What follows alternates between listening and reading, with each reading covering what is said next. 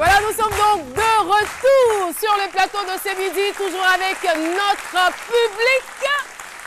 Et j'ai l'impression que vous attendez quelque chose. Magnifique. Si tu aimes ce midi, tu dis. Si tu aimes ce midi, tu dis. Voilà, nous aussi on aime ce midi, c'est pourquoi on est là. Merci. Après Aou, nous allons recevoir une autre dame. On va toujours parler du même sujet. Elle est fondatrice de l'ASPE Côte d'Ivoire, Association des salariés du particulier employeur et du SNAP, Syndicat national des auxiliaires parentales en France. Elle, c'est Sylvie Fofana, féministe jusqu'au bout des ongles. Merci de recevoir Madame Sylvie Fofana qui nous rejoint sur le plateau de ce midi. Bonjour, bienvenue. Merci. On est très heureux de vous recevoir, pardon. Moi aussi. Voilà. J'ai failli dire de vous avoir et de vous recevoir en même temps. Je vais créer le mot.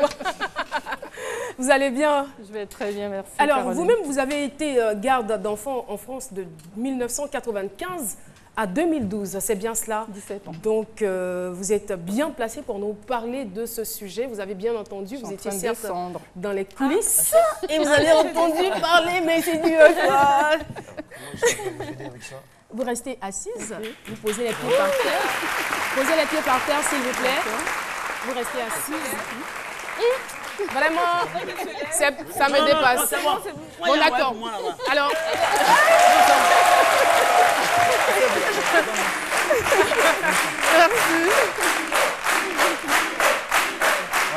merci. Les gars, ça va? Les galants, ouais. Franchement, quoi. Je vais y arriver. Qui veut pas Ça va? Ouais. C'est le tassaba, comme on dit en Côte d'Ivoire, le tassaba. Ah, c'est le tassaba. Voilà, ah, d'accord. C'est pas moi qui l'ai dit, hein. C'est elle-même qui l'a dit. Elle a dit c'est le tassaba. Voilà. Alors, donc, revenons à nos moutons, sinon à nos questions et à nos informations.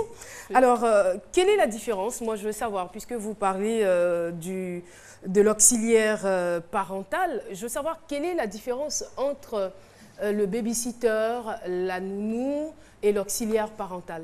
Alors, nounou, déjà, c'est dévalorisant. On ne veut pas entendre le terme nounou. C'est comme Disons joli. plutôt, Hein. disons plutôt auxiliaire parental. Auxiliaire Et c'est un parental. métier, d'accord? Alors que la babysitter, c'est une étudiante. Pour arrondir ses fins de mois, elle va aller de temps en temps garder les enfants des parents employeurs. Et les citoyens lambda a l'habitude de dire nounou, mais ça nous dévalorise. Ok. Vraiment.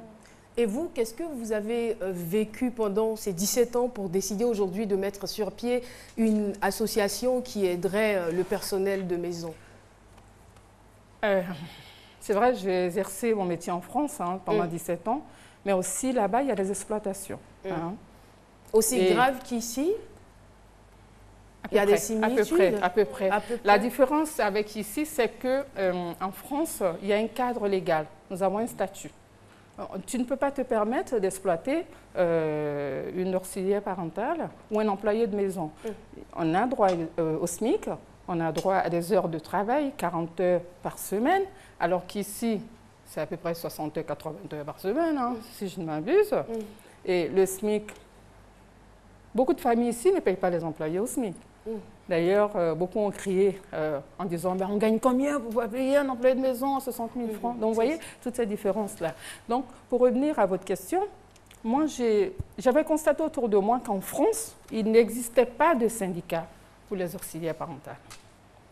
Et les filles se plaignaient autour de moi. Je leur ai dit, mais si vous voulez que nos conditions de travail s'améliorent, il va falloir s'organiser.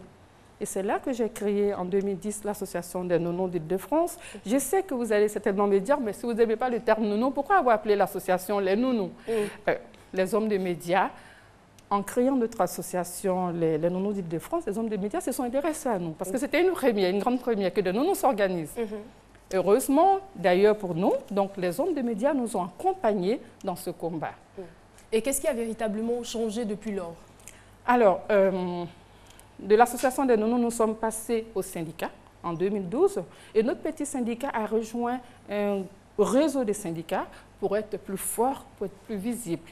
Donc, quand une nounou est je mets entre griffes, quand une auxiliaire parentale est exploitée, elle vient nous voir au syndicat. Nous avons des avocats qui l'accompagnent à la recherche de ses droits. Et seulement sur le plan juridique. Et par exemple, pour le cas qu'on vient d'écouter, est-ce que votre association serait capable de la conduire vers des structures qui l'aideraient à se faire soigner? Alors, l'association que j'ai créée ici, qui s'appelle l'Association nationale des salariés du particulier employeur, SPE-Côte d'Ivoire, on veut accompagner ces personnels de maison à la recherche de leurs droits. C'est vrai, il n'y a pas de cadre juridique encore. La loi Adjaratou Fadiga, épouse Traoré, est passée en 2010 en commission. Mais finalement, la loi a été mise dans les tiroirs par nos parlementaires. Et je leur lance un appel aujourd'hui. Qu'ils revoient cette loi, ce projet de loi, parce que ça va accorder un statut au personnel de maison. Cette dame, elle a travaillé pendant 20 ans. Pendant 20 ans, c'est toute une vie, 20 ans. Elle n'a jamais été déclarée à la CNPS. À la CNPS, voilà. Donc il n'y a aucun avantage, elle ne peut même pas se prendre en charge. Elle n'a pas de protection sociale. Aucune. Aucune protection sociale. Et c'est ce que j'interpelle les familles. C'est vrai, on entend les familles dire « Oui, mais je gagne combien pour pouvoir payer un personnel de maison 60 000 francs ?» Oui, si vous n'avez pas la possibilité de payer un personnel de maison 60 000 francs, c'est simple. Les heures de travail ici, c'est 40 heures. Tous les salariés travaillent 40 heures. 40 heures pour le SMIC, mais dans ces cas, faites-la travailler 20 heures et donnez-lui 30 000 francs. Pourquoi pas? Pourquoi pas? Parce que si on veut parler d'égalité... Vous pensez que ça résoudrait le problème? Ce serait déjà pas mal. Parce que quand on dit qu'on n'a pas les moyens de payer son personnel 60 000 francs, ben, faites-le travailler ce personnel à 20 heures par semaine, par exemple. D'accord. Il y a certaines personnes qui le font aussi par ignorance. Il y a une catégorie qui le fait par manque de moyens, d'autres par manque d'informations, des gens qui ne savaient même pas que le SMIC aujourd'hui était passé à 60 000 francs. Ouais. Non, pas du tout. Alors, vous organisez les 5, 6, 7 des journées portes ouvertes. Qu'est-ce qui va se passer sur ces jours? Alors, nous allons faire l'état des lieux. Nous allons donner la parole aux familles, les familles qui embauchent le personnel de maison, qu'elles nous disent leurs attentes concernant les personnels de maison. Parce que je ne dis pas, c'est vrai qu'on est là pour défendre les personnels de maison, mais on est là aussi pour accompagner les familles à mieux déclarer les personnels de maison. Donc, nous allons travailler ce jour-là avec la CNPS, avec les impôts. Pourquoi l'État n'accorderait pas des crédits d'impôt, des déductions fiscales aux familles qui embauchent les personnels de maison? Nous allons accompagner tous ces partenaires-là pour donner une dignité au personnel de maison. Ils sont tellement indispensables à nos quotidiens. Bien sûr. Il ne faut pas qu'on les mette à l'écart. Je souhaiterais qu'on applaudisse très très fort le personnel de maison. Oui. On applaudit non seulement pour votre combat qui est très noble, mais aussi pour le personnel de maison. Ce n'est pas évident. C'est vrai que dans tous les domaines, dans tous les secteurs d'activité, il y a des brebis galeuses. Mais à ce niveau-là, il faut dire vraiment que le travail est énorme, le travail est laborieux. On ne peut pas faire tout ce que ces filles font à la maison, ces hommes aussi qui sont souvent des cuisiniers, qui sont vigiles, jardiniers, voilà. Ils sont indispensables, ils sont importants et ce sont des personnes comme nous donc, qui méritent d'être respectées. C'est très important. Merci infiniment. Madame Sylvie Fofana, je rappelle, fondatrice de l'ASP Côte d'Ivoire, association salariée du particulier employeur et du SNAP, syndicat national des auxiliaires parentales, et aussi membre permanent du comité d'orientation du laboratoire de l'égalité entre les femmes et les hommes en France. Et je vois cette jolie médaille, je me demande bien à quelle occasion vous l'avez reçue. Alors, mon combat qui est universel, hein, je me bats pour les femmes en France, je me bats pour l'égalité entre les femmes et les hommes, je me bats pour les femmes ici. Donc, l'État français a reconnu mon mérite. Félicitations. Félicitations et merci beaucoup d'être passé nous voir à ce midi. C'est moi qui vous remercie, Caroline. Mais avant de partir, ce serait sacrilège si je ne vous souhaitais pas un joyeux anniversaire. Comment l'avez-vous su? Alors, joyeux anniversaire, allez,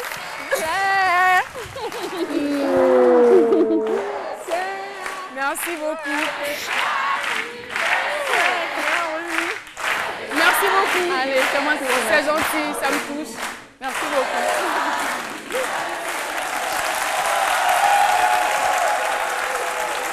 Merci. Là, franchement... Je risque de me cacher. Merci, hein, public. Merci beaucoup. C'est vraiment gentil. Bon, bref.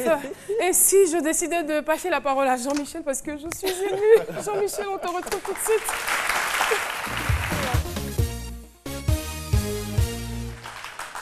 Allez, je vous propose d'ouvrir l'actualité média cette semaine avec des résultats d'une enquête conduite par le cabinet TNS Sofres sur 7 pays, à savoir le Burkina Faso, la Côte d'Ivoire, le Mali, le Gabon, le Cameroun, la République démocratique du Congo et le Sénégal. Donc au total 14 capitales, puisqu'il y a les capitales économiques et politiques qui ont été prises en compte. Pour en savoir un peu plus sur les consommations de la télé et de la radio dans ces espaces, il en découle les statistiques suivantes.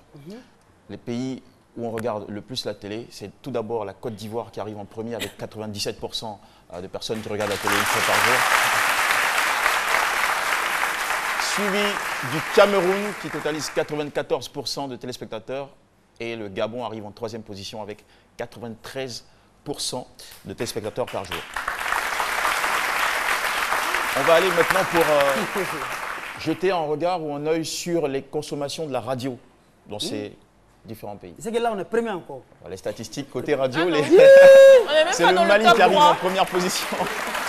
Avec 91% de Maliens qui écoutent la radio au moins une fois par jour, suivi par nos frères du Burkina Faso, 80%. Et le Sénégal arrive en troisième position avec 79%. L'écoute moyenne par jour au Mali, c'est 2h58 minutes. Au Burkina Faso, 2h46 minutes. Et au Sénégal, un peu plus moins que ça. Eh bien, pour compléter l'information, le Gabon et le Cameroun sont les pays où on passe le plus d'heures devant la télévision. Et ce sont également les pays où on compte le plus d'abonnés aux chaînes payantes. Voilà. Ça se justifie par quoi?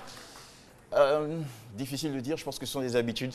Attends, je ne comprends pas. La Côte d'Ivoire est le premier pays où on regarde la télévision. Où il y a plus de personnes qui regardent la télévision, mais au Gabon, on passe plus d'heures devant la télévision. Ouais. Devant. On va essayer. La télé reste allumée aussi. Hein. Je peux regarder la télévision aujourd'hui, mais peut-être passer 1 heure devant la télé. C'est clair. Mais si toi, tu passes 5 heures devant la télévision, tu vois qu'il y a forcément une différence. Il va falloir faire des recherches pour savoir le taux de chômage là-bas. Ah mais c'est clair. Enfin. Ah mais c'est clair. Non, je me dis parce que je me dis si on n'a pas d'activité, on peut passer beaucoup de temps quand même devant la télé. Après aussi, si on est vraiment très fan de télévision, on peut finir le travail de la journée et passer 5 heures toute la semaine. Ça, c'est pas évident. Hein. Je prends un exemple. Pour parler comme les mouches, là, quand tu arrives le soir, tu es gbolo. Ça dépend. Attention. Tu arrives le soir, tu es très fatigué, tu cherches peut-être à prendre ta douche, le repas, à peut-être travailler, faire tes recherches pour le boulot du lendemain. Mais il y a aussi une autre vérité, on peut finir le travail, peut-être descendre à 17h ou 19h et puis passer toute la nuit, enfin pratiquement une bonne partie de la nuit devant la télé, finir à minuit, regarder ses midis. Mais non, jusqu'à 1h. On va faire quand même des recherches. D'accord, on va poursuivre avec un mot du cinéma pour vous dévoiler la liste des films africains qui ont eu le plus de succès dans les salles françaises en 2015. Les chiffres viennent de tomber. Voici le tableau. Pour commencer, Timbuktu de Abderrahmane Sissoko qui a totalisé 1 185 766 entrées. Ça, c'est un vrai carton qu'il faut saluer avec des applaudissements, je pense. C'est un film qui raconte l'histoire de l'invasion de Timbuktu, la ville de Timbuktu, par des islamistes et comment cette situation dramatique a impacté la vie d'un éleveur tout tranquille qui s'appelle Kidan avec sa petite famille. En deuxième position, c'est un film qui arrive du Maroc, Much Loved, qui raconte l'histoire, le quotidien de prostituées marocaines. Voilà, le film a été interdit au Maroc et en Allemagne, voilà. Mais il a rencontré en tout cas un énorme succès au niveau de la France. Et pour terminer, Les Terrasses du réalisateur algérien Merzak Alouache, lui qui raconte la vie de tous les jours des Algériens. Vous savez que les Algériens aiment bien passer du temps à la terrasse avec le petit café, le thé et tout ça. Donc 5 terrasses en pratiquement 1h30 de cinéma pour découvrir comment... C'est de quel pays ça? De l'Algérie. Algérie. Oui, tout à fait. Merci beaucoup. Jean-Michel Ona, merci. Ah non, c'est pas terminé. C'est pas terminé, on va terminer par un dernier film. Ah, c'est pas terminé? Oui, c'est pas terminé. Alors, bonne petite information et bonne nouvelle aussi, c'est au sujet de RTI Mobile, qui est l'application télévisée la plus, ou si tu veux, l'application mobile la plus téléchargée en Afrique de l'Ouest. Je crois que ça aussi c'est à saluer avec 500 000 Je vous téléchargements. avais dit que ça bossait par ici. 500 000 téléchargements pour cette télévision, Wow. donc c'est un beau carton à saluer. Et puis on va terminer avec une recommandation cinéma. Moi je suis un gros fan de films d'action. Je vous recommande ce film-là, ça s'appelle Point Break. Voici la bande-annonce en quelques secondes seulement. Ça va vous donner envie d'aller au cinéma. Regardez.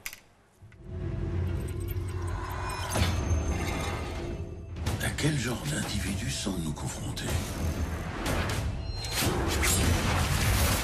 Un groupe de criminels aux capacités inhabituelles. Utah, je veux une piste. Alors pourquoi ne pas ouvrir votre parachute au-dessus de la jungle et fuir comme tout le monde le ferait? Parce que je me dis qu'ils ne sont pas comme tout le monde, monsieur. Les auteurs de ces braquages sont des sportifs de l'extrême.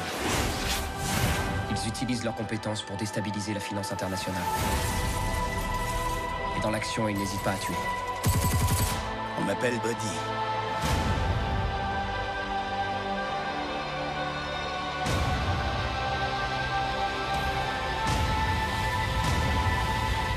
Il y a quelques milliards de dollars en or là en bas. Vous allez le voler? Non, on va le libérer. C'est un peu venu, c'est chez vous. Ouais, c'est pro. Et oui, avec Easy, c'est systématique. Dès 2000 francs de consommation, recevez chaque fin de mois des bonus en minutes d'appel, SMS et volume Internet. Je suis Move, je suis Easy. Et toi? Move, no limit.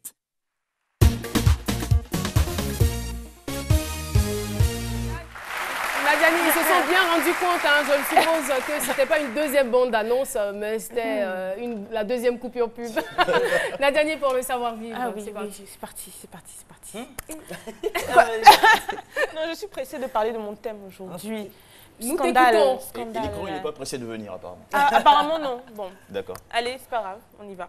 on fait son. Donc, déjà, je vais vous dire, je vous l'ai déjà dit et je répète, tout excès nuit, dans tout l'excès nuit. Et l'excès Et- d'argent, ça nuit aussi. Tout excès peut nuire, hein. On sait jamais, hein, on sait jamais. D'accord. Je suis peut-être pas encore arrivée à l'excès d'argent, mais tout excès nuit en tout cas. D'accord. Mais aujourd'hui, on va s'attarder sur un thème particulier, c'est l'emprunt. Quand vous empruntez des affaires à des gens, que ce soit l'emprunt en général, que ce soit des vêtements, des chaussures, enfin tout ce que vous voulez, à l'excès, c'est pas bon. Une fois de temps en temps, ok, mais pas tout le temps. C'est pas bon, ça gâte les relations, comme on dit. Mais aujourd'hui, je vais m'attarder encore plus sur ce que j'appelle l'emprunt des vivres à l'excès, des voisins. Voisine, ah, tu n'as pas un peu de sel là-bas? Voisine, est-ce que tu n'as pas un peu de tomates, oignons, un peu de cubes? Toujours quelque chose à demander une fois de temps en temps. Vous savez, ce genre de situation-là doit être exceptionnel, occasionnel. Le soir, s'il manque quelque chose, vous pouvez vous adresser à votre voisin. D'où cultiver les bonnes relations, voilà, avec le voisinage. Donc, bien dit. exactement. Et le soir, ou vraiment une fois de temps en temps, en fait. Mais il y en a, j'ai l'impression qu'ils font le marché, en fait, chez vous. Voilà, non, mais c'est vrai, parce qu'ils se disent... Mais c'est vrai. Je vous explique. Au cas où vous ne le saurez pas, il y a des gens qui font des provisions pour une certaine durée. Il y a des gens qui vont faire le marché pour un mois, pour une semaine ou même pour plus. Et si vous devez venir chaque jour? Exactement. Donc, vous les déprogrammez. Ils calculent leur truc. Vous vous dites, non, il y a, comme on dit ici, ah non, ils en ont beaucoup. Donc, chacun va prendre un peu de tout. Non. Faut que ce soit occasionnel. Et vous ne savez pas ce que le voisinage... Après, il y a les commérages. Le voisinage, ah la voisine, ah, c'est elle qui vient toujours demander sel, c'est elle qui vient toujours demander l'oignon et ceci et cela. Nadiani, pardon. Oui, Jean-Michel. Tu sais, parfois, pour ceux qui ont vécu en résidence universitaire, il y a cette sorte de... Non mais là c'est gâté. Je le dis, peut-être que ça va faire sourire, mais il y a cette sorte de, je ne sais pas si vous appelez ça une sorte de solidarité entre Oui, étudiants, voilà, c'est ce de que chambre j'allais à dire. chambre, Là, on se c'est demande des petites différent choses. quand même. est-ce que c'est on pas est décourageant? jeune. C'est à une autre échelle, hein. Parce que c'est pas juste le piment, la tomate. Allô? Caro, j'ai un peu de riz, est-ce que tu peux me passer de la sauce? Voilà. C'est ça. C'est arrivé à notre Et en fait, en plus, là même, pire, il y a des gens qui vont ils achètent de la viande fraîche et ils viennent congeler leur viande chez vous, dans votre congélateur. Non, mais vous êtes sérieux? Non. En attendant d'acheter le frigo. En attendant d'acheter le congélateur. Et dans mes recherches, j'ai même eu un top 4. Le top 4 des condiments, des vivres les plus empruntés. Top 1, sel. Top 2, oignons. Ensuite, piment et les cubes. Et puis un peu après, tomates et poivres. Et il y a la boîte d'allumettes aussi. Hein. Les allumettes, ça doit faire partie. Bien sûr. Certainement le top 5. Merci beaucoup. Voilà. Nadia Nidiara. Pour conclure, emprunter occasionnellement, mais pas à l'excès. Voilà. En tout cas, nous avons eu un énorme plaisir à vous servir. Je veux saluer l'université Nord-Sud qui est là avec nous. L'Institut FAMA, le groupe CSI, Conseil stratégique international. Merci à vous d'être venus. Ça a été un plaisir. Merci à vous, chers téléspectateurs. Et merci pour tous ces messages de joyeux anniversaire. Je vous aime beaucoup. Attendez. On est assez nombreux pour faire un maximum de bruit encore une fois pour souhaiter un bel anniversaire à Caroline. Du bruit pour Caroline. Allez, bisous. Allez, super. Bon anniversaire. Allez,